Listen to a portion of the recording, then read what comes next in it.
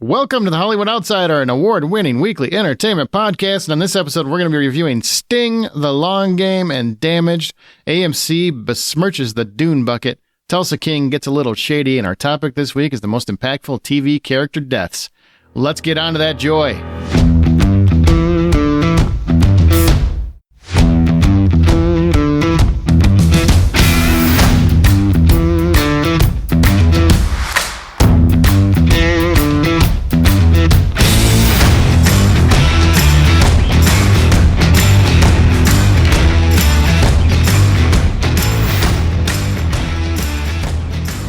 My name is Aaron Peterson. Joining me today, my fellow host, John Danport. Hey, buddy. Troy Heinrichs. Hey, buddy. Amanda Sink. Just kidding. She'll show up eventually. I mean, she's in Witsuck, I think. That sounds about right. That sounds like it makes total sense for her to be in Witsuck. It does. Yeah. No, she will definitely be back, I believe, for the John Hughes movie Battle Royale, which is next week, where we determine what is really the best John Hughes movie. And I'm going to fight over a couple of them because some I don't think belong in the conversation, even though they are. Oh, wow. Interesting. I thought the top 8 that the listeners picked was good. Was it? I think so. We'll find out. Come back next week. Well, you know, I think the listeners know exactly what they're doing, and I think that they are the best at picking these sorts of things. Disagree. Those are good wrong. listeners. There's some wrong choices there. All right. Well, Remember, you can find some more information at thehollywoodoutsiders.com. Join our Facebook group, The Hollywood Outsider, on X at Buy Popcorn. And you can always share your thoughts by email, feedback at thehollywoodoutsiders.com. I want to mention a couple things about AMC Theaters and Regal. They've been doing this thing called Seen Unseen. And what it means is that basically, I think it's usually on Monday nights, they will have a special screening. What's that? Yeah, Monday nights. Yeah, Monday nights they have a special screening. And on that special screening, they will show you a movie, usually a week or two before it actually comes out. And it's a surprise. You don't know what the movie is until it happens. And tickets are $5. So I'm just telling everybody that. Check your local theater. Cinemark is doing one too. They're called different things, but it is a pretty cool idea. And I've gone to a few of them. I just went and saw, and it was a surprise. It was the Ministry of Ungentlemanly Warfare, which we'll review in the episode next week because it doesn't come out for 2 weeks. You don't want to hear about it right now. And I gotta say, man, this is a cool concept. Have you guys done this yet? I haven't done it yet, but that does excite me. I mean, it seems like an interesting gamble on your time and experience, but at the same time, it just sounds like a lot of fun, and especially for people who love movies. I have not, just because I'm cheap, even though it's $5. I already paid $23 a month to get to see it for free, so I just wait. A-List works. You can use A-List for it. For a Seen Unseen? Yep. Oh, well, then color me while I'm busy on Mondays too, so. I use my A-List for it. And it's always a pleasant surprise. And if you happen to be in West Coast or Central, all you got to do is wait for East Coast people to go, and they will put it on Reddit what the title is. Of course, because that's how the internet works. Just can't let anybody have any fun. I'm okay with that. I'm okay with not having to gamble my time. The only thing that I don't like about that is that means somebody's freaking going on Reddit during the movie, because you don't know until the movie starts. Yeah, but it's like during the opening credit sequence. Don't care, Troy. There are rules. There are rules to going to a movie theater. It only says to silence the phone. It doesn't say to turn it off completely. Anyway. No, you got to turn that thing off. You cannot be on the screen. You cannot have it anywhere in front of you. You've got to put that damn thing away. I know what you have to do, John. I'm just saying that the thing says silence your phones before the pre-roll. Oh, no, it tells you to turn it, no lights. It tells you to turn the light off, too. It actually says AMC covered that base. Sorry. Nice try, though. I was about to fight with somebody in Kong Godzilla or Godzilla Kong, depending on how you saw it. Did you watch it backwards? I might have. I probably watched it front ways, sideways. Did you watch everywhere. A movie right to left? That's weird. That's how the cartoon. That's how manga are written. This person in a row in front of me, down a level, had their phone out all the way up until like the opening credits, and they were looking at something on their screen. Like I could see exactly what they're looking at. It was some sort of video the whole time, and I'm like, why is that important right now? And it's messing with me just because I'm like, you better not be doing this during the movie. Better not be doing this during the movie. Don't you have a friend that does this, and you don't say that to him? I have said it to him. Okay. All right. I have given him a good hard time. He has told me that I have besmirched his name, which I disagree, but you know, can't if you're being dickish, you're just being dickish. That's just the way it goes. Speaking of besmirching the name, so I want to talk about the shade that AMC threw to Dune, or at least the Dune bucket, right?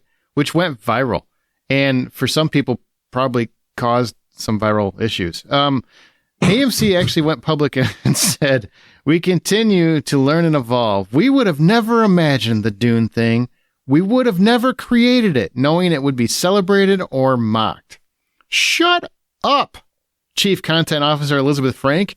You should be thanking your stars at that frickin'. I've never heard so many people talk about a popcorn bucket. Who cares if they're banging it in the parking lot? At least you know the thing is selling. You should be like, win for AMC. I've got 3. Are you doing like a human centipede kind of thing or what? Hey, you know what? What I do in my room, privacy in my bedroom, is my business. Fair point. I just can't believe that she's actually saying it like a negative. And we wouldn't have done this if we would have known the out. Man, you haven't had that kind of excitement over some kind of silly souvenir in a long time. Why would you not? Since Barbieheimer. Yeah, probably. I mean, it was just fantastic. So I don't understand. I just don't understand. Yeah, it'd be like McDonald's coming out and saying and chastising all the people that were doing the grimace shake trend or whatever that was going around the internet. It's like, why chastise it? It's free marketing. Let that thing just sell itself. Yeah, it's pretty wild. Maybe they had to sell a couple more tickets or get rid of like a little bit more of those things so that she's out there. I think they got bumped because, it turned into a pervy thing, right? Because people were basically implying they were humping it. And, they don't want that. Well, we don't want to make the porn bucket. We don't. Well, embrace it. You went viral. Anytime you go viral, that's good for sales, right? So, and I probably got more people into Dune too. So they could get literally Dune too. So they could get this popcorn bucket. Maybe Elizabeth was mad she wasn't used as the model. I don't know. So weird. What, you got to make it weird, Troy? All right, let's move right along. We're having a great conversation, and then you just got to make it. You got to go at John levels of weird. Whoa. Well, John wasn't going there. He wasn't telling people that the guy in front of him was watching porn in the movie theater. He had to avoid that. Is that what he was watching? I am not going to confirm or deny it because I will not be that person that Aaron always yells at or calls creepy or pervy. I will not be that person. I didn't make you. Other things is Jon Snow, that sequel series for Game of Thrones that was supposed to happen where we see, Jon Snow up in the north. Yeah, that's not happening. It got shelved. It's done. It's done. They couldn't come up with a story, he said. Kit Harington said. For those not on video podcast, because it's not a video podcast, this is my surprise face. No one needed that shit in the first place. Yeah. But a lot of fans were looking forward to it, man. I was kind of excited for it. Just so he could have resting bitch face throughout the North for 4 more seasons. No, he never had resting bitch face. He had resting confused face. I call it how I see it. You do. Resting zombie face. He was like resting. What the fuck? All right. Other movie and TV news. So Matrix 5 is getting a go with Drew Goddard writing and directing. The Wachowskis are producing, so they're still involved, but Drew Goddard is taking a stab at this, which, okay, fine, we'll try. Bridget Jones, Mad About the Boy is a go, meaning every franchise gets to live on today. We're just going to keep making things that have already had movies. Renee Zellweger, Hugh Grant, Emma Thompson, Chiwetel Ejiofor, they're all set to join. It's going to release February 14th, 2025 on Peacock. Matrix, we don't know when that's going to come out, but we do know. And we don't know if Keanu is going to be on it, but we just didn't know that Drew Goddard's going to take an original idea. Whether that means Neo's involved, I don't know. Do either one of these get you excited? Are you tired of just rehashing things that don't? We just talked about Matrix, how the one was good. Well, I definitely don't need a Bridget Jones movie because I never watched Bridget Jones to begin with. But the Matrix 5, I don't think I need that. There's not enough story there, at least to me. So I could be shocked into believing that maybe they can turn something around, but I can't see where the story would go after the last movie or even after the first movie, honestly. Troy, what's it? We had a long conversation about this yesterday. Part of Matrix 5 to me feels like there could be like an untold prequel kind of thing, like how the Architect and how the Oracle and like how these other programs came to be in existence. Like you could have like a council of minds kind of thing on how they coerce the humans into whatever they need to be. So there could be like a prequel concept to it. That would be quite interesting. Would you want to see how they got them all in the tubes? Is that is that what you're saying? Like what's the thing that caused the sky to go dark and the machines to take over? Like it's kind of like A Quiet Place Day One. I think we know. Like, go outside, Troy. I mean, It's true. problem solved. Yeah, but I mean, like you could have like that prequel of how do they turn them into batteries in the first place? Like what caused that event? All right, Tulsa King is getting a bit of flack as casting agency Rose Lock Casting of Atlanta went public that they were leaving the production after claims that director Craig Fisk and star Sylvester Stallone, were heard throwing insults about the background characters, like calling them ugly, tub of lard, fat guy with a cane, your mom was so fat Thanos had to snap twice, things like that. Just kidding on that last one. But the latter of which, that person stated it hurt his soul. And apparently Sly also said to bring in the pretty girls. Now, before you say anything, Paramount is looking into the matter, of course, but director Craig Zisk told TMZ that no insults were hurled and that Roselock brought in older background characters that needed to be younger in their 30s or 20s for the scene. So they brought in the wrong background characters or actors for the scene. Also, the Sly's wife, Jennifer Flavin, was present, and Stallone never said anything about wanting pretty girls. I like how he threw that in, like, his wife was there, man. He didn't say nothing. Zisk also said that he asked Rose Locke for headshots of the extras. She said she didn't work that way and quit an hour later. So this is drama. Troy, what do you got on this one?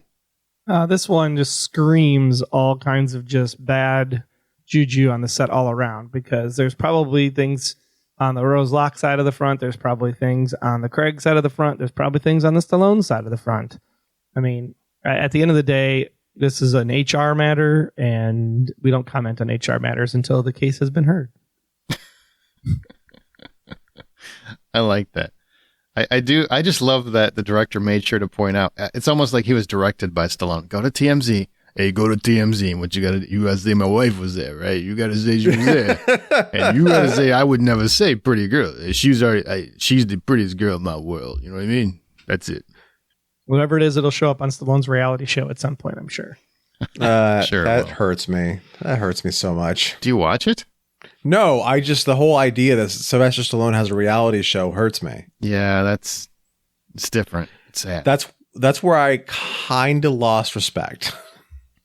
I think he's doing it more for his daughters, so at least I get it. I mean, he's trying to pass along that fame name, that Necro Baby fame. He's trying to pass it along to his kids.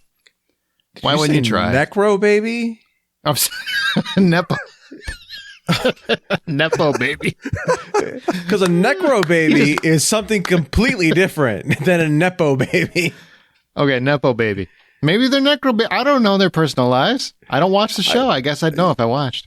I guess I've seen pictures. They're nothing necro about them, but okay. Oh, man, I think that's funny. Look, background actors are important to scenes. I don't think they get enough credit. I still don't think they're unionized. I think they probably should at this point, but they don't deserve any insults. That's for sure. And they're very unappreciated, because I don't think people realize how a bad background actor can really mess up a scene. When somebody's showboating and you happen, especially if you're watching like a low budget movie, a lot of times if you're really paying attention, you'll catch somebody trying to get on camera that the director missed because they were, in a hurry. They're cutting quick and everything else, and they just missed that one guy that's over there looking at the camera, giving a thumbs up or finger guns. Right. Or dual finger guns. You have one job, which is to sit there and say carrots and peas, carrots and peas, carrots and peas.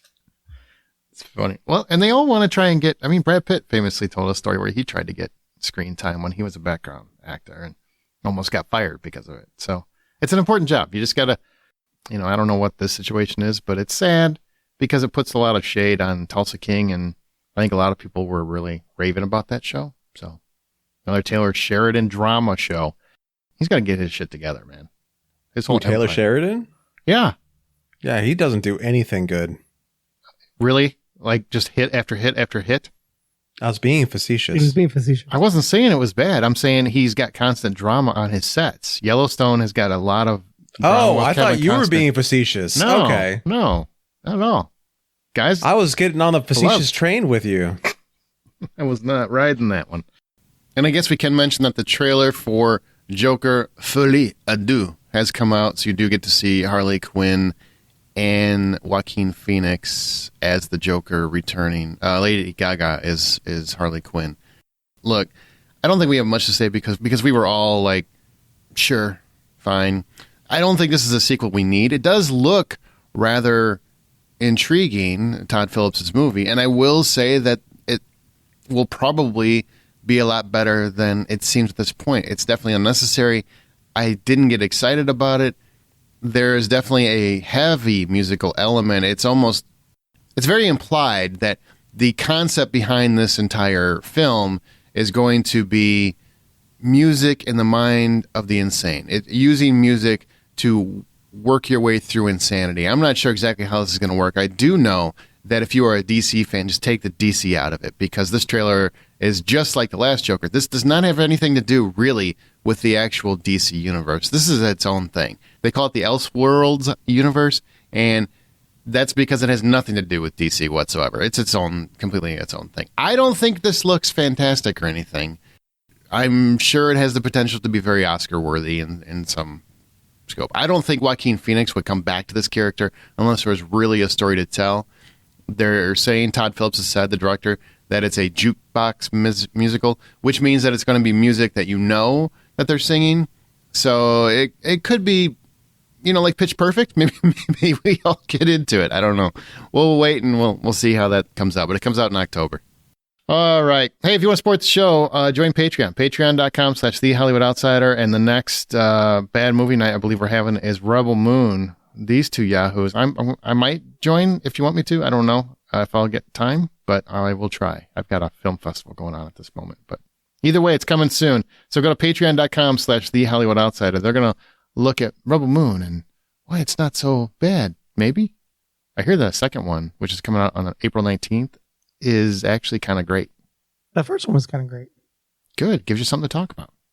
Okay. We're going to get to the topic because the topic is really exciting for us. I think this is, TV character deaths are something that impact all of us as fans, but we've got more to get to before we get there. So we've got 3 reviews, right? 3 spoiler-free reviews. I'm going to start with the long game. This is the one time where you're going to hear Amanda, but she's not really here. Shh. This is a trick. Because I saw this movie at South by Southwest last year. So I'm going to rerun the review of that film that I saw then.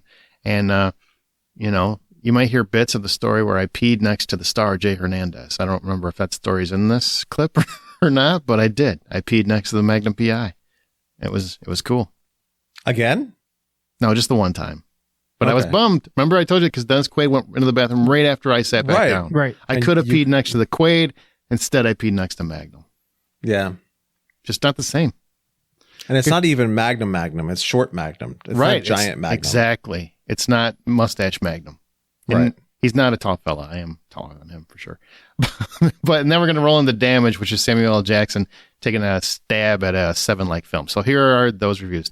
Take a listen. The Long Game, directed by Julio Quintana, and it also stars Jay Hernandez, who we talked a little bit about. I peed Dennis next Quaid. To him. Did not pee next to Dennis Quaid. Did not. Sad. And so sad for you. Banned from playing at the club where they caddied, a group of Mexican-American high schoolers from their own golf team build a one-hole course in the fields and win the 1957 Texas State Championship against all odds. This is based on a true story. Yes, I love this movie. This is one I wanted to see, but I only wanted to see really because Dennis Quaid's in it. And I'm a big Dennis Quaid fan. I have been for most of my life. And I knew a little bit about this story. I really didn't know the details, watching the film, it's such a crowd pleaser. It's like one of those sports movies that's more about the characters than it is the sport. The sport's there and you get an appreciation for why people love golf and what golf means to certain people and how it can be a means to get out of poverty if you're very good at it. But really it's a story about the characters, and Jay Hernandez's character is trying to be seen as an American. He served his country. He went to war. He did all these things, and still he can't play on the golf course as a member. And he wants to be a member of an exclusive club. They keep telling him, hey, go to a lesser club. So he ends up putting this team together of talented young caddies to win a championship. The idea is to show them that they belong.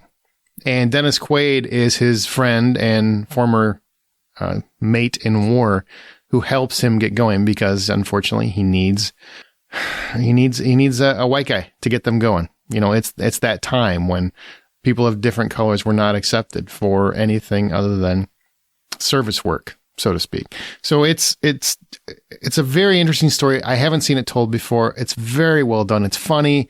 It's human. It's beautiful. You get to really feel for the kids a lot because the kids they're Mexican Americans and they don't really fit in America. They go to Mexico. They don't really fit in Mexico. They're stuck in the middle. And I've seen that with my own eyes with my own wife. So it's an interesting dynamic. They really capture it. It's a beautiful film, very funny, great talent. This is one of my favorites from the festival, The Long Game. Awesome. And I give it $8. From there, we're going to move on to Damaged, starring Samuel L. Jackson and Vincent Cassel. It's directed by Terry McDonough, who did a lot of Breaking Bad and Better Call Saul episodes. And, how do you catch a brilliant monster? When a sadistic murder surfaces in Scotland, terrified local authorities call on Chicago police detective, that's Samuel L. Jackson people, who investigated a killing spree with the same horrific pattern 5 years earlier. So Sam Jackson, Vincent Cassel, who used to be his partner in Chicago and is now living out in Scotland, team up to assist local law enforcement, who's led by Gianna Capaldi. And essentially what it is, it's a 7, right? It's the serial killer. These cops are on the hunt trying to figure out what they can. There's a personal element for Samuel L. Jackson to it, as you come to know throughout the movie. And I found this to be a pretty strong, twisty, sleek thriller. It was a lot of fun. And I'm just going to be brief. It's on video on demand, coming out April 12th. If you haven't seen it, again, it's called Damaged. If you're looking for like a nice thriller, like one of those murder serial killer, God, I just got to see some vengeance served and that sort of thing. This is a good thriller. It's very brutal. The murders are very horrific. It's close to Horrorland, but it's really straightforward, a thriller. And Samuel L. Jackson gets to play kind of against type in many respects. And I really appreciated that because, Samuel Jackson is Sam Jackson most of the time. And it's nice to see him playing against type. And I do feel like a lot of people are going to think they have this thing figured out pretty early on, as I did. And then you might not. I'm just saying there's some twists. So $10 is the full price of admission. I give this one $6. Now let's roll into Sting. So that movie is Damaged. Again, it's coming out on video on demand April 12th. So check that out. Now let's roll into Sting. Okay, now we are talking about Sting. John and I both saw this one. It's hitting theaters April 12th. I hope you guys go to the theater to catch this one. There you go. Oh my God. Spoiler alert. Needs so much attention, this movie. So after raising an unnerving, talented spider in secret, 12-year-old Charlotte must face the facts about her pet and fight for her family's survival when the once charming creature rapidly transforms into a giant flesh-eating monster. This is written and directed by Kia Roach Turner. It's an Australian production, but they have American accents, so they're definitely trying to appeal to American audiences. And even though it's low budget, I think the effects look great in this thing. What about you, John? I mean, I want to talk about the effects first because you have both small, tiny digital effects at the beginning where the spider is very, very small and kind of growing. And there's a lot of development of the character through that. And then you get to the point where as the spider grows and grows and grows, almost Gremlins-like, you have more practical effects. And also, so it's a nice mesh of the two. What did you think about the effects of Sting? I really enjoyed the effects, and the way they're played out in this movie is done in such a fantastic way. So it's very small, and they're doing it on a very tight budget. So a lot of it is your imagination working for them. So they set you up to put you in situations where that you can imagine situations, or imagine the spider creature, or imagine whatever's going on in the scene. And it's just done so smartly. They're definitely spending their money the best way they possibly can when it comes to the effects. Absolutely. And what I really loved about it is I didn't know much about this going in. You know, I knew you were, shout out to Kyle Nolan for helping me get the screener on this one. And, you know, I wanted to screen this one early. I don't reach out for a lot of movies, but this is one I'm like, all right, I got to see if this really lives up to the hype, because I'd heard some hype coming across the pond, as they say. And I just really love the slow build. I mean, it all takes place in one apartment complex. Charlotte is the young girl. She's very rebellious. She spends half the movie with the audience wanting to just throw her out the window, roughly, because she's just an absolute brat. And her stepdad, you know, is trying to have a relationship with her, but they have like real family problems throughout the family. And so there's that family dynamic, right? So you have that connection. Right. And then you have the spider that she finds, and she's desperate for a friend. She wants somebody to belong to, and it's really becomes a pet for her. And as the film goes, you learn from another exterminator. Think John Goodman Arachnophobia, but funnier. Jermaine Fowler, who plays Frank. Well, I don't know about funnier. John Goodman was actually pretty good in that movie. Yeah, it's pretty close. It's not funnier than John Goodman, but it's pretty close. But she learns from this exterminator that, you know, spiders, not really your friends. They eat, they sleep, they eat. That's what they do. That's kind of their thing. And as the spider grows and more people tend to, you know, get eaten or poisoned or whatever else, you know, you see the effects really take shape and become a character of its own. The spider becomes a character of its own. And they do a really clever thing with masking their budget where, you know, as they're going through the air ducts throughout this apartment building, and that's what the spider uses to traverse. And it's taking you with them from the spider's point of view throughout it. And it works, man. It really, really keeps you enamored the entire time. You might see a little leg here. You might see the whole body. You might see just a little body. You might see a shadow. Like, they really use the effects intelligently to mask their budget. So it's almost like the shark from Jaws. It's only there when you need to see it. Or low budget Sam Raimi, where it's somebody's sitting there doing the best they can, who has a full understanding of how to surprise people, how to get people involved, how to put you in the scene. And as well as that, you know, doing the best they can with as little as they could to make it work. There's a lot they really do here. They break a lot of cardinal rules too when it comes to things you can or cannot do in a scary movie. And they do so very intelligently. Can't really give you a lot of those rules, but hey, they're going to end up on a website. Let's just say that. For sure. Wow. I mean, and the actors, I got to say, across the board, I really enjoyed. We already talked about Jermaine Fowler. Yep. Aaliyah Brown, I hope I said that right, as Charlotte. She's the lead. I thought she was fantastic. With kids, it's always a crapshoot. You just never know. She's fantastic. Like, I'm not kidding. I want to punt her through a freaking window through the first half of the movie. And then there's a moment, I don't remember why, but she won me over. She won me over just about midway, and then I'm completely on her side, and I understood her arc with Ethan, who's her stepdad. That's Ryan Core. I really just dug their relationship. And yeah, I did too. The way they played off the fact that he inspired her throughout her life and how much of an effect that he has on her, even though he doesn't see it, everybody else can easily see that he's done something or has had some sort of impact on Charlotte's life. I think the moment where Charlotte makes the turn is the moment where she realizes that she's had so many things wrong, and that she's suddenly realized that being absolutely alone is such a possibility for her. And that's where she makes the real turn, when that realization hits her, and then she's starting to do things to move the story along. Just great. As an artist, looking at how artists are portrayed on screen, I found this to be, because both Aaliyah's character and Ethan, her stepdad in the movie, are both artists. Ethan's a comic book artist. Charlotte is following in his footsteps. The way they're portrayed, as far as what kind of life they get to live doing these sorts of things, felt very realistic to me, and it got me engaged right away. Yeah, agreed. It really reminded me of kind of early 80s, late 80s horror films, maybe early 90s, where It's low budget, but it's just so well directed that it doesn't feel that way. And it doesn't feel that way. For me, I've watched it twice. I never rewatch a screener because I can get the gist of it the first time. I really loved it, so I rewatched it a second time. And a lot of that is because the characters are constantly interesting. I'm constantly engaged with the storyline as it's going.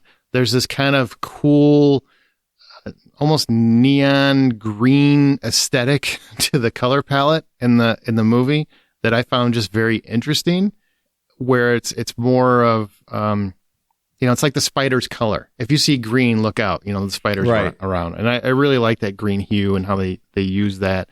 And it's not afraid to take people out that you love. I love that. I'm on board with any kind of monster movie that is going to be engaging and thrilling and have effective scares, not cheap jump scares. There's really no cheap jump scares. A lot of it is subtle, which I was very surprised. Subtle or instant, Absolutely. As far as set design, a thing that I really loved a lot was how each apartment had its own color palette, its own feel, and very much reflected the people that were inside of it. The family that we're spending a lot of time with, it's a little bit chaotic, but warm as far as the feel inside that apartment. And then you have the neighbors, two old ladies. It's kind of, there's one room that's really cold, another room that's kind of like a cluster F of everything in the world that is going on in there, which makes total sense to those characters, and so on and so forth. There's a lot that a lot of thought they put into it, and the craftsmanship is so good as far as the little things. Again, I said it before, I'll say it again. They knew what they were doing when they put this movie together when it comes to how to spend that budget. Absolutely. So Sting is coming to theater, so go see it. I think you're going to love it, I hope. $10 full price admission. I give it $8. What do you give it? I give it $8 also. Sweet. Go see it. I love a freaking good monster movie. Like a really good monster. I would watch this over Godzilla any day, and I said it. Whoa. I said it any day. Any day. All right. I might have scored this better than Godzilla, but I will watch Godzilla over this any day of the week. Yeah, but I still love you this. Have a problem. You have a problem. How dare you? All right, let's do some upcoming releases that come out on April 12th. Troy, you want to do this since you haven't had to talk for a while? You read well. I sure can, because I love the one that's coming out this weekend, because Civil War's dropping. As we talked about last week, it's an adrenaline-fueled thrill ride through a near future, or maybe even today, fractured America, balanced on the razor's edge. This is Alex Garland and stars Kirsten Dunst. It's going to be amazing. Definitely go check it out opening night. Then we have a reprise of a 1991 cult classic, and Don't Tell Mom the Babysitter's Dead. 17-year-old Tanya Crandall's plans for a carefree summer are derailed when the stress-to-the-limit mom takes off for a wellness retreat and puts Tanya and her three siblings in charge of a crotchety and racist old babysitter. The babysitter's sudden death leaves the kids short on cash and reluctant to pull mom prematurely out of her much-needed R&R, so Tanya is forced to get a job posing as an adult, and she gets a gig as an executive assistant at a fashion company, and overnight is thrust into the world of adulthood and parenting. So definitely, if you want to see this, relive an old one that used to star Christina Applegate. This new one hopefully should do it justice. But again, if you want to watch the old one, you can always watch the old one as well. Arcadian, after a catastrophic event, depopulates the entire world. A father and his two sons must survive the dystopian environment while being threatened by mysterious creatures that emerge at night. Yeah, that sounds creepy. Also kind of sounds like From MGM Plus, if you haven't checked that TV show a little bit, and that is one that we saw at South by Southwest. You can go listen to the episode just recently to hear the full review, but it's a good movie. It's a good monster movie, too. And it's one of Nicolas Cage's last ones, so definitely check it out. Yeah, he's retiring. Yep. And then, of course, Fallout has moved up to April 10th. This will be on Prime. Based on one of the greatest video game series of all time, Fallout is the story of haves and have-nots in a world where there's almost nothing left to actually have. 200 years after the apocalypse, the gentle denizens of luxury Fallout shelters are forced to return to the irradiated hellscape their ancestors left behind, and are shocked to discover an incredibly complex, gleefully weird, and highly violent universe waiting for them. This one stars Walton Goggins, so definitely check out Fallout over on Prime. Can I ask you before you move on, are you excited for that? I know you're stoked for that, right?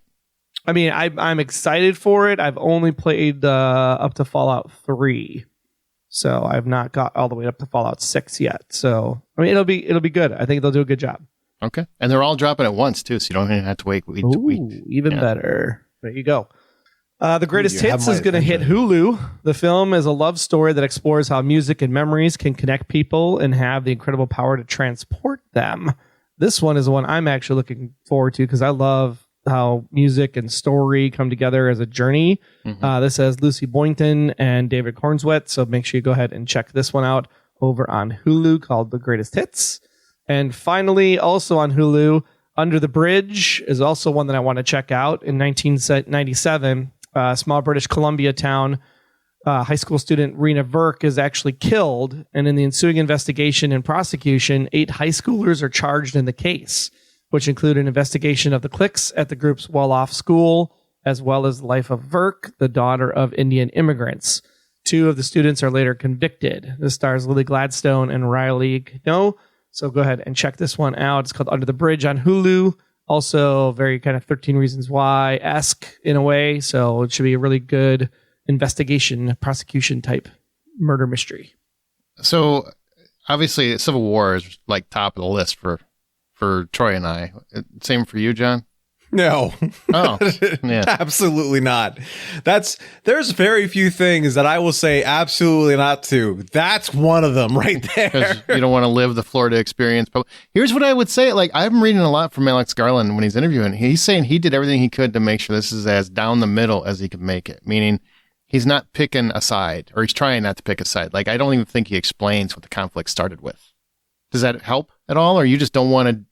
There's too much of this stuff in regular life. You don't want to deal with it. It's too close to what regular life is heading towards, to at least from what I can tell. And I mean, I'm already setting up my travel plans for that. As soon as this happens, I'm heading back to Panama, my friend. I don't want to deal with this. I don't want to see it. I don't want to pretend that it's going to be a thing, because there are going to be some people who are going to watch this and they're go, "That's a good idea." I want nothing to do with it. I can definitely see how people might actually enact some of these things in real life, for sure. Yeah. Hopefully there's a giant warning on the front of it because, people read. Yeah, sure. No, not these people. All right. So, but of the list of things here that we talked about that I have a chance of enjoying, Under the Bridge is on the top of my list when it comes to this. I just finished doing True Detective season 4. I'm riding that high. I want something that feels a little bit like that again. This seems to be in that area. And though I'm not a Fallout fan, now that I know that they're dropping all episodes all at once this weekend, I will probably do Fallout as well. Okay. Well, let's go to our From the Outside In topic.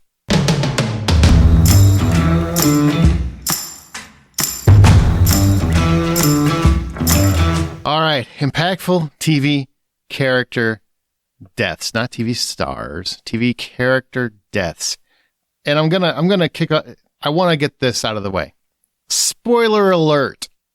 If you haven't figured out that we're gonna talk about people that died in a television show, that sounded so snarky. I want to make sure you understand it by now, so that you know. We're going to tell you all the good stuff that happened in these shows, and it's going to ruin it for you. So if you haven't seen these shows, don't listen to this segment. Yes. You do not get to write in and say, "I wish you would have told us that you were going to talk about dead people in a television show. I was just getting around to watching it." That's you officially no longer have that blanket. The show is 50 years old. You can't complain when the show is 50 years old. So I want to start with just to kind of get into it. So you've got, and it swings all over the place. There was the Bobby Ewing death on Dallas that was so traumatic that it pissed fans off, and they retconned it as a dream later on, right? You had that, which was insane, but that's how the world of TV was impacted back at that time. And then you have the situation where Ned Stark in episode 9 of Game of Thrones, you think he's the lead character. And if you didn't read the books, but boy, anybody read the books would love to tell you that they knew this was coming. But if you had read the books, you had no idea Ned Stark was about to lose his head. And because you just assume, right? They're going to come in, they're going to save the day, and it set the tone for the show for the rest of the run, where you just didn't know who was going to make it and who wasn't. And that show had a whole bunch of shocking deaths. So you could do a whole podcast on just Game of Thrones, because that was kind of the thing, shocking deaths, Red Wedding, all of that jive. I think Ned Stark is the reason why I continued and stayed watching Game of Thrones, because I was like, oh my God, they killed the main character. Who else are going to kill? Yeah, everybody else is fair game. Nobody's safe. They even killed one and brought him back just to not give him a spinoff. What the hell, man? What the hell? So do you remember, well, I guess before we get to this question, I kind of want to know, what do you guys think about TV deaths? Do you feel like it really re-engages you with the show, or does it piss you off because you want these characters to make it all the way to the end? Really depends on the show and how they execute it. There's been times where I have been so upset, but I had to keep on watching just because of the off chance that they will figure out a way to bring this person back.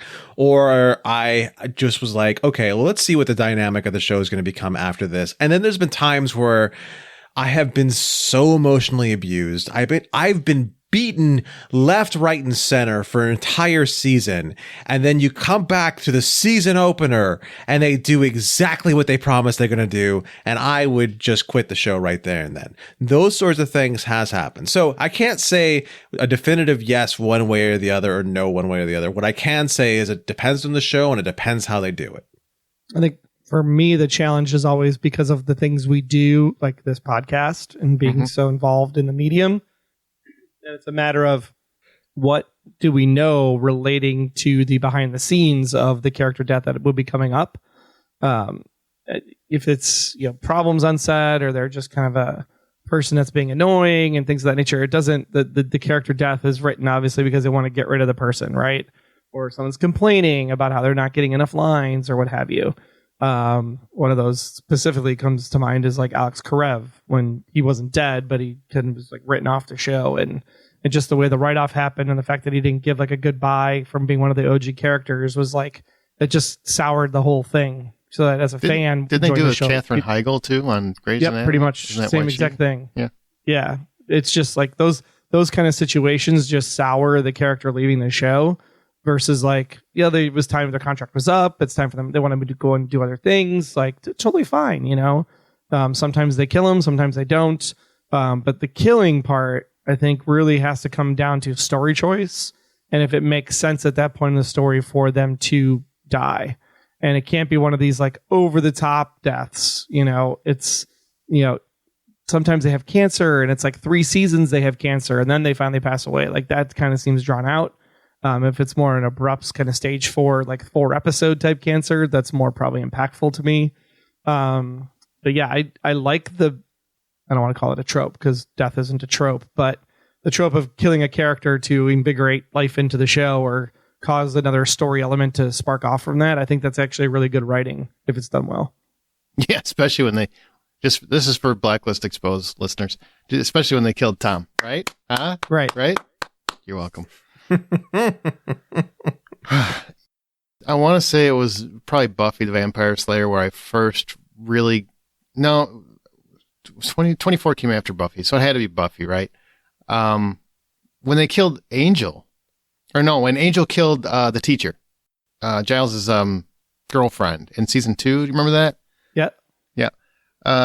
Yeah, that came before 24. I'm pretty sure. I don't remember which one, but it did. Yeah, that one really got me.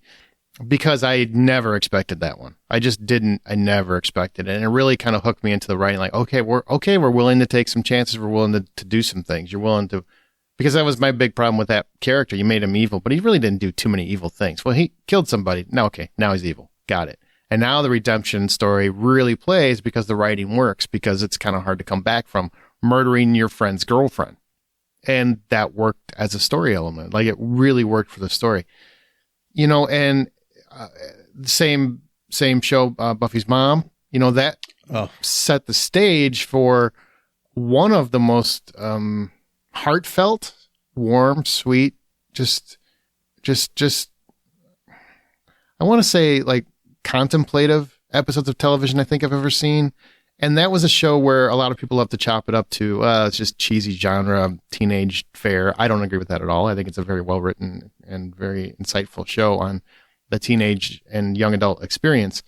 But the idea of losing your parent and dealing with it and all the things that come with it. And, you know, she's supposed to be so strong, but now here she has to deal with the loss of her mother. Like all of those things, the way that it was handled was just amazing. And I think I was just absolutely shocked that a television show had that kind of impact on me.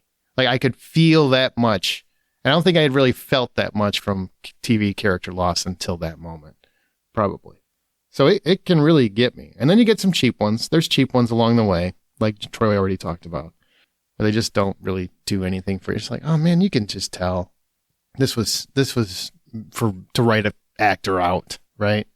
And it didn't hit you the way that it should have. But I'm surprised for your age, not to be ageist or anything, but for your age, that would be the first one that impacted you. I would have thought Henry Blake for MASH would have been. I wasn't a big MASH guy.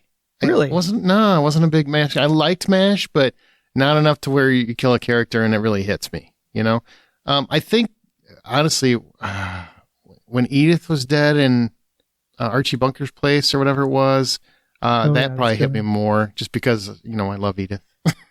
And she reminded me a lot of my grandma in a lot of ways. So that one probably hit me more than MASH. But it was a very impactful loss for a lot of people, but that one really didn't. Yeah, for those that don't know that one, Henry Blake was a really great character on the show. He survived the entire, MASH is about, Korean War. And of course, these people just trying to survive every single day at this MASH unit. And then Henry Blake finally gets his papers to go home. And as he gets on the plane to go home, the plane gets shot down. And it's like, you're like, what? It's such a surprising episode. Shocking. That's good though, right? The ones that last with you for decades. I mean, that's just phenomenal. Do you remember the most impactful death of a fictional TV character? The mom is not the most impactful, but it was the one where I remember it was a big one. resonating. But I remember crying about that Which one one? for a while. Buffy's mom. Which one? Oh, yeah. Because it was so shocking, right? She just it wasn't like, it wasn't a vampire and it wasn't anything that just came out of, it literally came out of nowhere. She just came home and she was dead. Yeah, she was on the couch, not moving. And that one was surprising to me. And of course, you mentioned watching how Buffy dealt with that death. It was not just a one episode thing either. You saw a decline in the way Buffy behaved in a lot of ways. She started doing very risky behaviors, even for somebody who's a vampire slayer. There were risky behaviors, sure, yeah. And it was just so, in a way, fake but real, and it was engaging. It made the show a bit more engaging on a time when it was waning. It did. I think the most impactful death for me, for sure, is Terry Bauer. That one was, I mean, it just chokes me up even thinking about it. Because, and John, I can't remember if you're a 24 fan or not. I was, yeah. Okay. So you guys are very familiar with that whole storyline, right? So the whole first season, Jack Bauer is doing everything he can to save his daughter, save his wife, save his family. Yes, he wants to save the vice president, or not, what was he then? He was a senator, right? Trying to save this man that would be president, and also his family, but more importantly, his family. And by the end of the first season, he won. He saved his wife. He saved his daughter. They were safe. They were at CTU. There was no other problems that he could have encountered. He was free and clear. And then he just walked into the room and she was laying on the floor. No, this is before the internet. Nobody could ruin it. And I was floored. I was floored. I could not believe that she was dead. I thought for sure, this has got to be some kind of TV gimmick. When they come back for season 2, she's going to be fine. It's one of those things where, oh no, it was just a graze. But no, she was dead, and it was betrayed, that last minute betrayal by his former girlfriend, But it was such a great reveal and a horrible death. Am I alone in this? Oh no, it was like, I was flabbergasted when I saw that happen. I was just like, whoa, settle down, Troy. Jesus. Yeah, flabbergasted. Yeah. I was just what did I just watch? And immediately put in, because I had the whatever it was, like the last 2 discs of season 1 and the first 2 discs of season 2 out from Netflix at the time. And I was like, oh yeah, this is like I'm so glad I have the season 2 to start right away. Because it's a little bit late to the 24 party. I started season 3 live. So I had to go back and watch season 1 and season 2. That story was just heartbreaking. And as you saw the development of Jack Bauer throughout the seasons, it all goes back to that moment. And it all goes back to realizing that he lost his damn mind when he lost his wife. And it makes sense, because the first season he still had some limits. He still had some ways to keep human. And it was the loss of his wife, who was essentially his North Star, that really ruined that and made the show better in a way. Kind of. I mean, that really pushed his edge, because in season 2, he kills a man and cuts his head off in the first episode. So yeah. I'm ready to go. If you want me to save people, fine. But here's what's going to take. You know, what was, John? Did you say what your most impactful was? Or did you guys say? Oh, we haven't gotten to that part yet. There's been a couple that have really hit me. And the one that I thought was interesting when I was thinking about this was Etta Bishop in Fringe. It's strange because she's only really in one season, and she's only really in the first half of that one season, but they've developed such a great way to instantly bond you to her, instantly create this whole family feel, and instantly make her a part of the show, that her loss is almost immediately felt when she's gone. And I thought that was a good choice for this. That's a good one. Especially knowing what they're trying to do in order to like correct everything. Yeah. Right. So they can have that family bonding moment in the future, or the past, or whatever you want to call it. And mine, this is the one television episode that people go to like teach television. I think I've talked about this before, but a 3rd season episode of Scrubs, when we have Brendan Fraser is Dr. Cox's what is brother-in-law? Is that what it is? I forget how it all like maps out. But his brother-in-law, and he's actually in the episode, and through the whole episode, you're just watching this episode going like, you know, oh yeah, hey, Brendan Fraser, he's funny, blah, blah, blah. And the way that they do the reveal at the end to see that Brendan Fraser's not actually alive for 90% of the episode is just so brilliantly done and devastating and crushing. And you're just like, you literally embody Dr. Cox in that moment when the reveal happens. And you can't walk away from that episode and not just be a puddle. Yeah, it happens. It happens for 2 reasons for me, because the first time we meet Brendan Fraser a few episodes ahead is when he gets his diagnosis and he's going to go for treatment and all that other stuff. But at the same time, Brendan is such a charming person throughout the whole episode, and he's a good foil to Dr. Cox's gruffness. And the thing is that the two of them are so opposite, but they love each other so much. And you get to the point where the episode in which he dies, you can see that there's some turmoil on Dr. Cox's face, and you can see that Ed McGinley is doing some amazing bits of acting throughout this whole thing, because you don't really quite understand why he seems as stressed out and crazy as he is until that reveal, and it is beautiful. And you assume he's stressed out because of what else is going on throughout the course of the episode. And so it's a very, very classic misdirect. Right. And there's even a subtle tell as to what actually went down if you know the tell.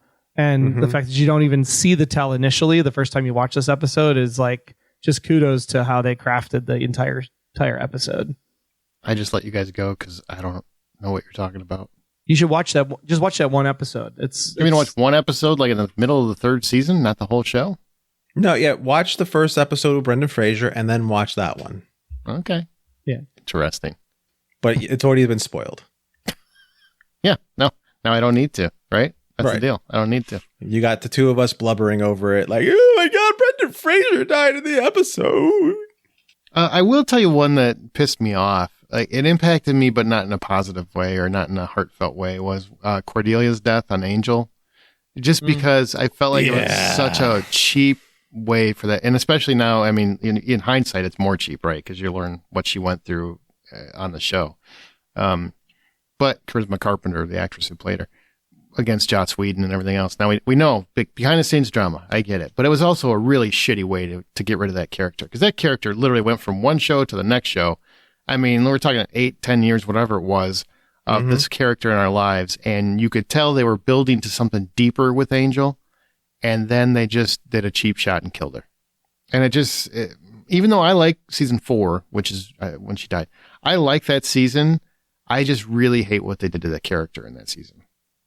Yeah, me too. I don't like the storyline at the end, and the whole show loses something, because she had been developing herself, or her character Cordelia had been developing into the heart of that show for some time, and she was the one who's bringing everyone together, and she was the one that made everything work. Even though that she starts this series off and leaves Buffy as this stuck-up princess of a suburbanite girl, and she becomes this whole fully fleshed character throughout her span on Angel. And for what they ended up doing with her, it made it hard for me to continue on that show after she passed. It definitely made it difficult. So when I think about hard deaths, like the hardest one I can think about this is there's an episode of Farscape. It's the last episode before there all this turmoil behind the scenes of which whether or not are they going to come back, are they not going to come back, are they going to do a movie, are they not going to do a movie? But in that episode, they ended up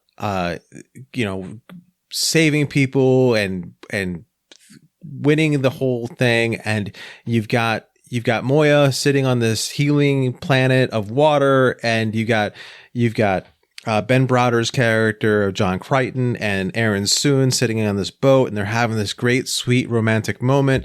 And you've got the characters that are all on the ship, Dargo, Chiana, everybody else. They're watching this whole moment, and then this spaceship comes out from space into the to target them and disintegrates both these characters. I screamed, I yelled, I jumped up and down. The friend that I watched this show with was doing the exact same thing. I couldn't believe they did this on this episode of this show, to the point where, like, the whole reason we're watching Farscape is because of John Crichton, and you're going to disintegrate him? He was the star? I never watched Farscape. He was the star? He was the star of the show. So why'd they kill him? When they brought it back for the final kind of mini series to end out the series, they ended up not killing them. But up until that point, because the miniseries didn't come out till a couple years later, he was dead. So there was no reason to kill him, except for they didn't know what they were going to do with the show after that season. Oh, okay. Trying to think like what another one would be for me. It was just, I think. No Lost? No, not Penny's Boat? None of that? Well, I was going to get there, Locke? but I don't know if we were like jumping to like all of them at once, or if we were just we're just having a conversation, man. So go ahead. Then I will absolutely jump to the two Lost ones that were very huge. You want to just cover Lost right now? Exactly. Get the Lost section. Charlie's death. Let's get these out of the way. Right, Charlie's death is the big one. Not that was Penny's a very boat. impactful one. I'll never forget Not Penny's Boat. I'll never forget that. That one's very special. And what's so great about that one is that he's going to die, right? Mm-hmm. Like, it was telegraphed, it was told to him. Desmond's seeing into the future and whatnot. Like we know he is walking to his death. What we don't know is we how. Don't know how. Right. Right. How. And it's the how that's just like, man, if you're going to go down, that is one hell of a way to go down. Like saving all of your people in one fell swoop and just getting the message out there like we're still alive. Like that was huge. The surprising death and loss, though, wasn't so much that he died, because I think we kind of knew that he died. But again, it was the how, and that was John Locke's death. I'm just glad you didn't say Pablo and Nikki. Oh, yeah, those two deserve to die. That was different. Yeah, John Locke was a big one.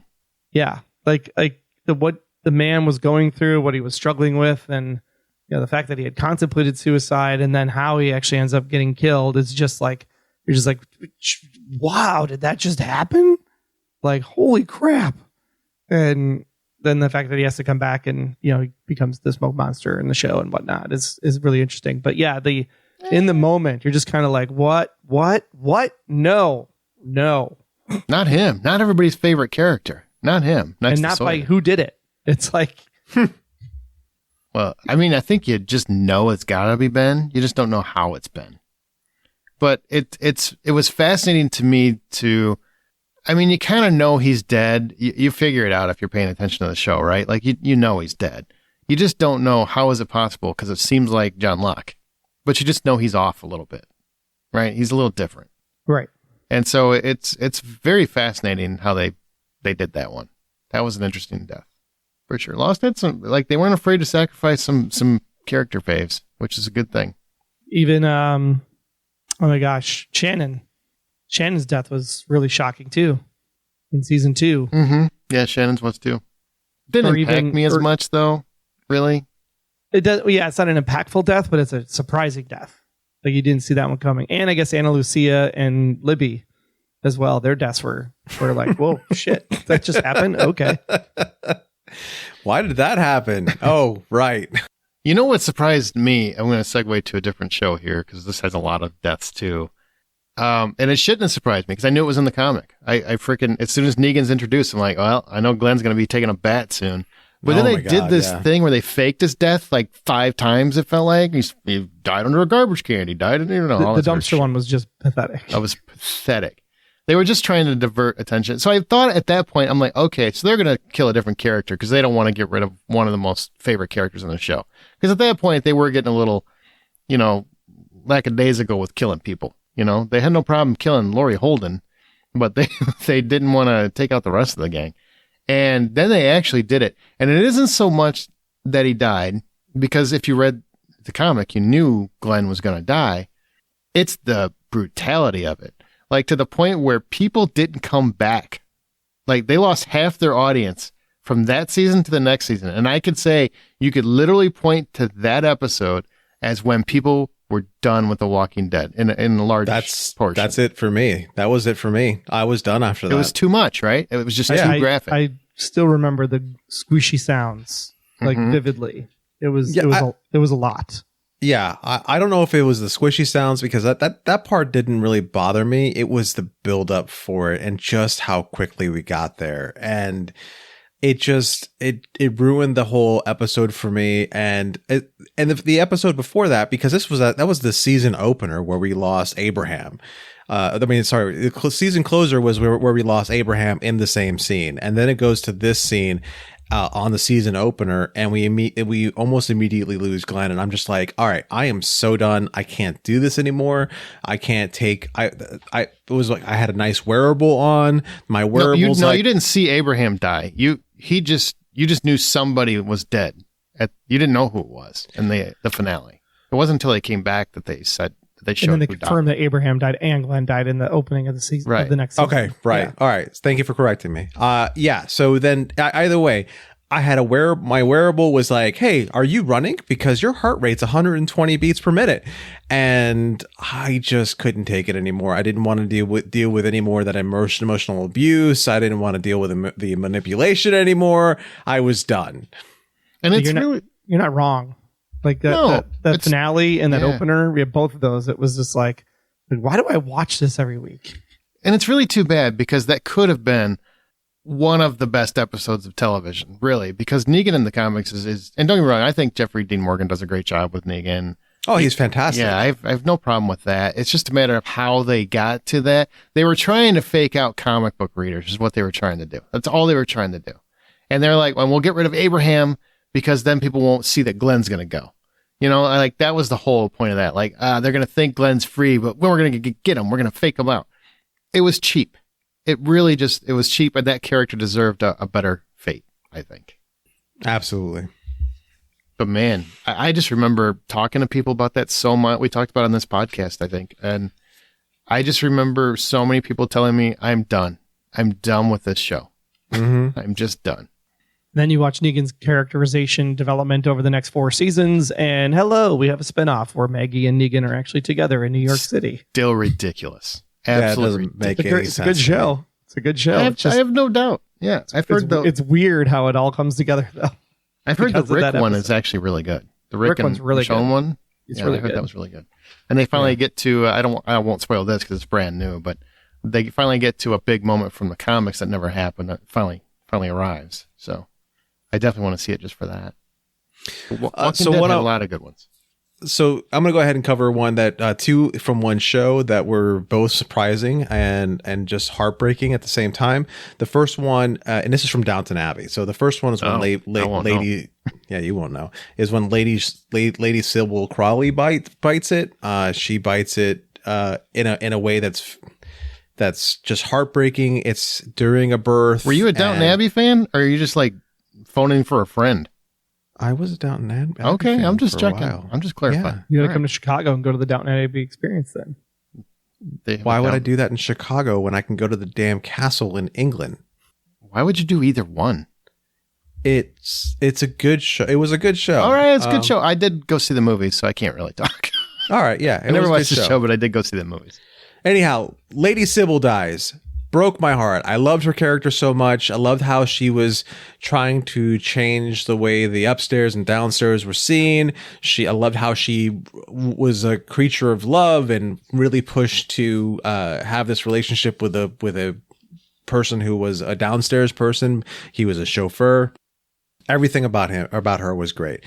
And then Matthew Crawley passes, who's played by one of Aaron's favorite people. Dan Stevens. Yep. Dan Stevens. There we go. Thank you very much.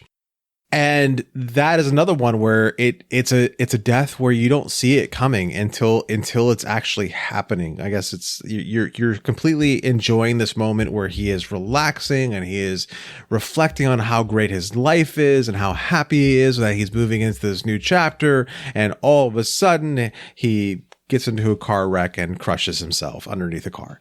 Terrible way to go, but it's another death that changed the way the show was moving, and it really changed the feel of the show and made it hard for me to continue because he was one of my favorite characters on it. He's a great actor. Absolutely. So I will tell you about Breaking Bad. We got to talk about Breaking Bad. Okay. And there's a lot of really powerful deaths in that show. I mean, Gus Fring goes out like in the coolest way possible. That whole Face Off episode. You've got Kristen Ritter. No, hang on, Slick. You got Kristen Ritter, who dies in a horrible way, and Hank could save her but doesn't, so he's son of a bitch. Mike, obviously, but the most impactful to me was Hank, because everybody else is kind of, it's just a result of tragedy, right? It's a result of happenstance, Hank is going to do what Hank does. Right. Hank is there because Hank's, he realizes that this son of a bitch has been manipulating me for years, and I'm going to bring him down. And nobody believes me. He's tried to ruin my career and everything else. I'm going to bring him down. And I love the moment when he dies, just because you get two things. One, you finally see a little bit of empathy in Walter White. Like, he still has some humanity left because he does not want Hank to die. He's willing to do whatever he can to save his life. And on the same side of that, on the opposite side of that coin, you've got Hank, who is fully aware, this is it. I'm dead. You don't understand. I'm already dead. I just don't know it yet. Or it just hasn't happened yet. Like, I'm already dead. I forgot the line. I apologize. But it's just him accepting his fate and realizing it's just a matter of time before he kills me. Nothing you say is going to save me. You're the smartest, Howard or Walter, you're like the smartest man I've ever met, but you don't realize his mind was made up 10 minutes ago or something like that. Like, just him accepting the reality of his death like a badass. Like, no, you're not going to make me beg. I'm not going to grovel. I'm not going to do any of that. I'm going to go out like I live. I'm going to go out like a fucking hero. And I love that scene, man, because it's like, Hank had kind of been a bitch in many seasons. You just want to punch him through a wall. He's kind of a baby here and there, but he had integrity. And Walter White did everything he could to strip that integrity away. And still, at the last moment, Hank refused to just go out like a bitch. He's just like, no, I'm going to own it. I did the right thing. You're wrong, Walter. This is on you. And I just love that moment. Like, it hit me in the gut, especially because it happens like at the beginning of the episode. It's immediate. It's nonsense, no nonsense. It's just a fantastic way for a character to bite it.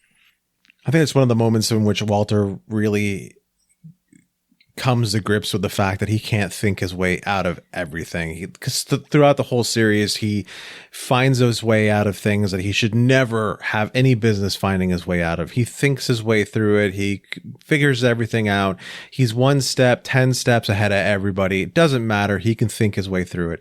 And it's the one time where he has to face the fact that he doesn't understand what to do next. And he does not like the outcome. Mm-hmm.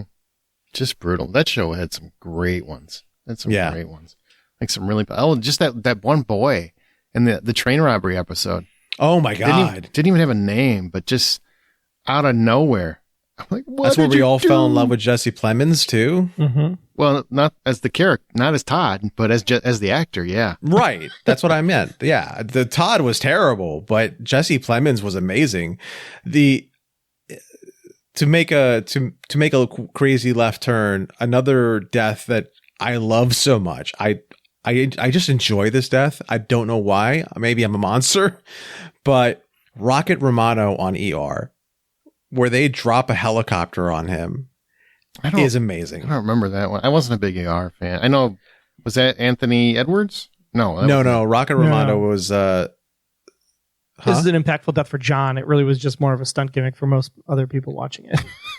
Yeah. Well, yeah, it was so surprising because, the season prior, the season finale was he's up on the roof and he ends up helping somebody out of the helicopter, but something happens with the helicopter and the rotary blade swings into him and lops his arm off. And so the whole season, you're dealing with him trying to figure out how to be Rocket Romano still with only one wing. And he's just he's being even a bigger dick to people. He is yelling at people even harder. He just can't figure it all out. And he's at this moment where you've got him being a hero in a moment, and he's helping people because there's a whole big explosion thing happening. And there's, all of a sudden, helicopter on the roof, something happens to it. It comes crashing down and all you see is the helicopter, and he gets down on all fours and the camera's looking up at him and the helicopter coming down behind him. And he's like, not again. And he dies. I think it's an amazing death. If you want to go medical shows, we can talk about, of course, everybody that dies on the plane in Grey's Anatomy. Oh God, do we have to talk about Grey's Anatomy? No, but you do have to talk. You do have to talk about George O'Malley's death on Grey's Anatomy, because George O'Malley. Do we? George O'Malley was one of the original characters, and the way he went out was that he got hit by a bus and was completely disfigured, mangled. They're working on him in the ER and stuff, and they don't know who this John Doe is that came in off the street. And then it wasn't like right at the end of the episode, he writes 007 on someone's hand.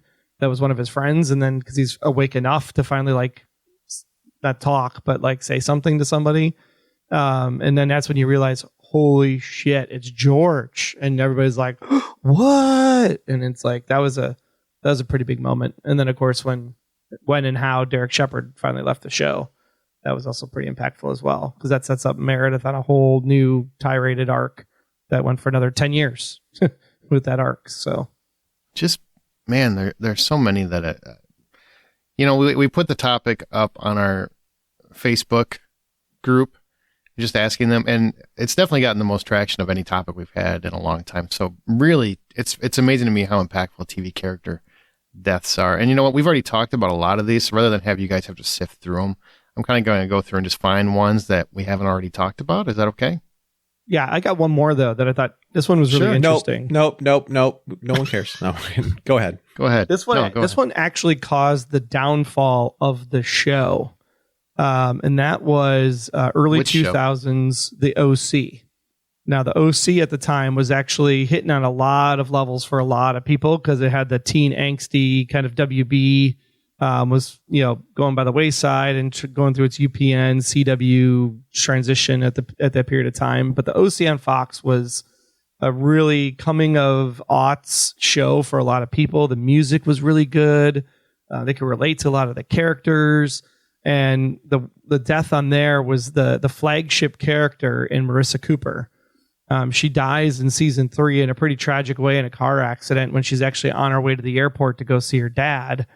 And the thing that you don't know about the backstory of Marissa Cooper, Misha Barton's character, is that Misha Barton was like working like a dog on the show. She was the face of the show. She's the reason people watch the show. And like at some point in time, she just got disenfranchised because of everything she was doing. So it wasn't like they were trying to write her off the show, but it was at a point where she wanted to be done. And so by writing her out of the show and then having her die, season 4 of the OC ended up being the last season because of it. And so they basically kind of wrote themselves into a corner where they had nowhere else to go without Marissa Cooper as a character. She's the star, right? She was the star. Yeah. And they killed the star and then tried to have the show go on. And they literally had Ryan, the character that was basically pining after her the entire time.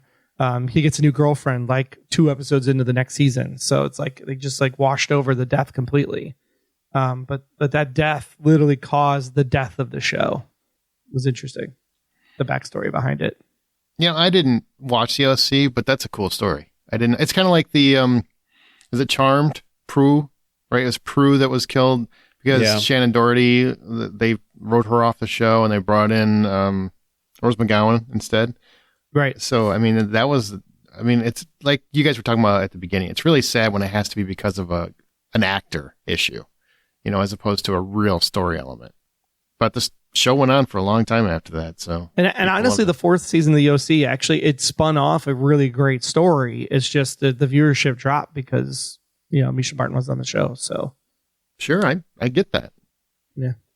I do want to, before we go into the listener discussion, listener ideas and stuff, I do want to mention this because we did talk about Game of Thrones. That's a big death show. Like so many prominent deaths in that show. Which one impacted you the most? Take out Ned Stark. Like if you go back and which one just punched you in the gut where you're like, oh my God, I had no idea. Like Hodor, hold the door, that whole That's section. probably the one for me because of the reveal and how it all comes down. Like that one was pretty big. Mine would be Oberyn. It's a good one too. Not because I think a lot of it is that's the first time I ever really noticed Pedro Pascal, and he had been in Buffy. Who knew? There was something about his approach to the character. He was just very ambiguous, not ambiguous. Aaron, just learn how to speak. He was very open-minded in every aspect. He was charismatic. He floated in like a butterfly, stung like a bee. Like he was magic on that show. And I was looking forward to 3 or 4 more years of him. I didn't read the books. I didn't care. So when he is winning that tournament, your brain had kept saying, this is going to go horribly wrong. I just feel it. But he was winning. And I'm like, yeah, Tyrion is going to walk out of this one. Like it's going to piss everybody off. And then he loses his eyes. And it was just the most, it was almost like I put money on that fight and I just lost my house. That's how I felt. I just felt like punched in the stomach when he died. And so horribly. Face gets smashed in, eyes. Oh, God, what a way to go. The back of his skull just opens up. Just brutal. I'm looking at the list of all the deaths. I'm like, which one hurt me the most if it's not Ned Stark? And it's so hard. Lady Stark? The Red Wedding? The Red Wedding and Catelyn Stark might have been the biggest heartbreak after Ned is because she's trying to carry everyone along and try to move everything along, and she just gets she's just heartbroken as everything that's important to her and everything that she's working for gets taken away from her right before her eyes, and then they just kill her. It's just, that one's probably it. And does it count as a death, Troy? Troy, you're my gauge on this because you're my Beyond Westworld host. Is it a death? Is Bernard considered a TV character death once you realize that he's dead? Is Bernard a death? Because you think he's a character. You think he's alive. You think he's a person. And then you find out he's not, but he used to be. So does that count as a character death? No. No? Okay. But who does die at the end of season 1, that is kind of shocking. The very last, the catalyst that drives into season 2. You can say it, Troy. It's been on for a long time. I don't even remember it anymore. So go ahead. Surprise me. When Ford gets shot. Yeah. Ford. That was a big surprise. That was a big surprise. And a big loss for that show, too. Really was. That Anthony Hopkins, the bomb on that. I still say that first season of Westworld it's kind of like Heroes. Perfect TV season. Perfect television. Yep. Perfect television. Yeah, I never went back after season 1. I watched the first episode of season 2 and I'm like, I'm done. Sometimes you just get a fantastic first season. You know, it doesn't mean you can't have good follow-up seasons. Lost first season is fantastic. One of the best first seasons of any television show ever, I would say. Season 2 is pretty good too. Well, I'm not saying that like the other seasons, except for that last one, were good. I'm just saying like that first one, I can't tell you much that's wrong with it. I just think it's so well done, like across the board. Agree. All right, some listener ideas. Let's just run through a couple of these here. So, Chef on South Park, Josh Steima brings that one. Oh my God, that's How okay. about that one? That one's. I mean, I don't even like South Park that much, but that was surprising to me. I don't want to spoil this one because this one's so big. But a combination of Chuck Gibbons and Deborah Mackey talking about the West Wing and the fact that John Spencer passed away. So Leo's character passed away on the West Wing. Mm-hmm. But the one that really was crushing was Mrs. Lanningham in season 2. Oh, cried for days. I gotta get back to that show. I never did finish it. Like I think I'm halfway through the first season. I like it. I just think I think what happened is I came to it when you were raving about it. You just finished it. I wasn't going to give you the satisfaction to know that I was going to it because of your rave reviews. Because God, you don't need more things to be like. And I was late. I was way late to the party on West Wing. You were, but so I'm like, well, you know, Troy made it. He barreled through it, and he just keeps raving about it. I'll give this thing a shot. I think I was just politically burned out. It was very hard to enjoy it because it's just there's so politics everywhere now, and I needed to get away from it. I think is what part of it was. I think that's the benefit of the West Wing is it just feels like that's how politics should be working. Bartlett is a fantastic president. Is that his name? It's Bartlett, right? That was his name? Martin Sheen's character? Yeah, President Bartlett, yeah. Fantastic president. And when you get to his big episode in season 2, like, oh, that one's heartbreaking. It's after Mrs. Lanningham's death. Like, so good. Let's see. Lauren Williams, Francie on Alias. That's a good one too.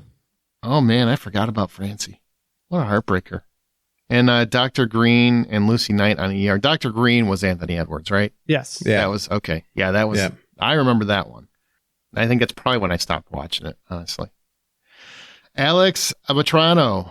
There's been plenty, but man, none have hurt me more than the loss of our greatest president, David Palmer. Do you remember that? That was like the opening to season 5. 4. Right? 4? 5. No, it was 5. It was season. Don't you question him? I know the David Palmer season, brother. That is season 5, the best episode or best season of 24. It's the one they won the Emmy for. Best drama. Troy's checking right now. He doesn't believe me. He's looking. Sure don't. He's looking. Yep. Go Google what episode of David Palmer. It'll be He's giving it a Goog. Episode 1. It is episode 5. 1. Yep. I actually have a story about that. Actually. Oh, goody! About your wrongness? Yeah, about President Palmer's death. Okay. So I had the joys of actually interviewing Glenn Morshower, who was the security detail for President Palmer in the show. Aaron. Great name. Aaron and Glenn Morshower and David Palmer literally had lunch every single day for 4 seasons. And the day that Palmer dies, he saved Glenn actually like tipped his chair for David. Oh, right? Dennis Haysbert, you mean? For Dennis, yeah. Yeah.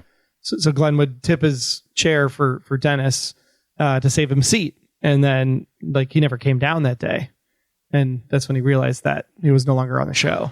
And he actually shed a tear because his friend was actually like gone. But it's like his friend, but also like his president. So it was like this moment. If I ever find the interview, maybe I'll throw up for Aaron and Aaron can put it somewhere on the Patreon or something. That's cool. That's a really cool story. Yeah. Man.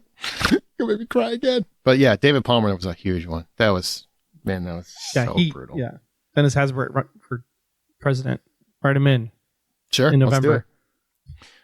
Several people, including Andreas and a couple other people mentioned this too, but Opie from Sons of Anarchy. Remember? It's Opie? Did you guys watch Sons of Anarchy, or am I alone on that?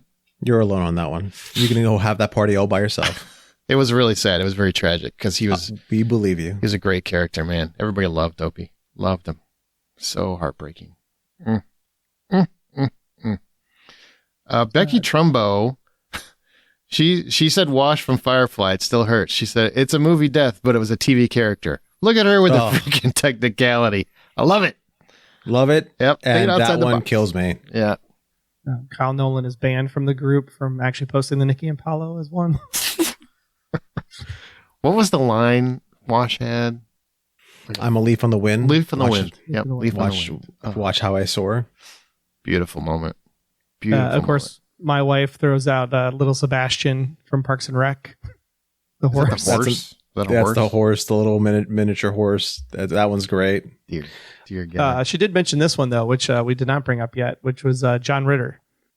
His character on Eight Simple Rules. Rules. Yeah. They wrote it into the show, right? Yeah, Paul Hennessy was the dad in the show, and they literally wrote in Paul's death as John Ritter had passed away. I love John Ritter so much, and the way he went breaks my heart so much. Man, so many good ones. Philip Votner, chief engineer on Star Trek Strange New Worlds. Oh, that's a good one too. Yeah, it's a newer one, probably not as impactful for many, but if you've been watching New Trek and have been watching that one, oh man, I bawled my eyes out when that one happened, just the way he went. Oh, so good.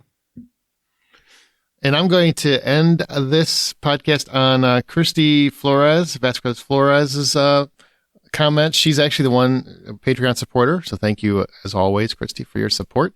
Patreon.com/The Hollywood Outsider. She's the one? She's the one who suggested this particular topic. Okay. Yeah, she suggested the topic. So it's her topic, and it was a great topic. Like, man, people love this topic. But her response was, all right, MASH wins it for me. You guys kind of talked about it. Wins it for me, but it's the last episode when we find out the truth about the chicken.